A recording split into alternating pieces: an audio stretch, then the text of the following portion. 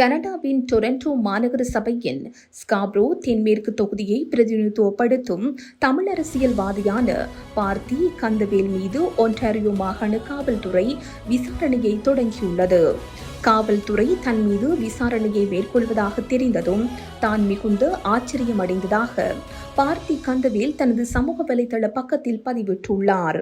தன் மீது சுமத்தப்பட்டுள்ள குற்றச்சாட்டுகள் எவை என்பது குறித்த தெளிவான தகவல்கள் இன்னும் தெரியவில்லை என்றும் அது குறித்து தான் ஆராய்ந்து வருவதாகவும் அவர் குறிப்பிட்டுள்ளார்.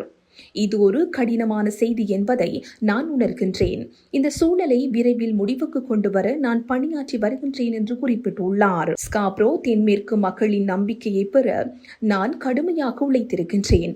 அதை நான் மிகவும் தீவிரமாக எடுத்துக் கொள்வதாக அவர் தெரிவித்துள்ளார். 2023ஆம் ஆண்டு நடைபெற்ற இடைத்தேர்தலில் வெற்றி பெற்று மாநகர சபை உறுப்பினரான பார்த்தி கந்தவேல் அதற்கு முன்பாக டொரண்டோ மாவட்ட பாடசாலை சபையின் அறங்காவலராக நீண்ட காலம் பணியாற்றியவர் என்பது குறிப்பிடத்தக்கது. அரசியலில் எப்போதும் மிக உயர்ந்த தார்மீக நெறிமுறைகளையும் நேர்மையையும் பேணவே நான் முயற்சி செய்துள்ளேன்.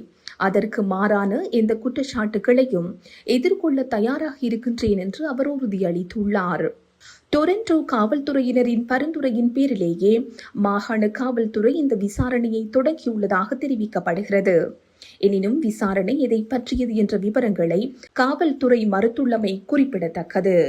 இந்த செய்தி உள்ளிட்ட மேலதிக விரிவான செய்திகளுக்கு www.behindmenews.org என்ற எமது இணைய பக்கத்தினை பார்வையிடவும்.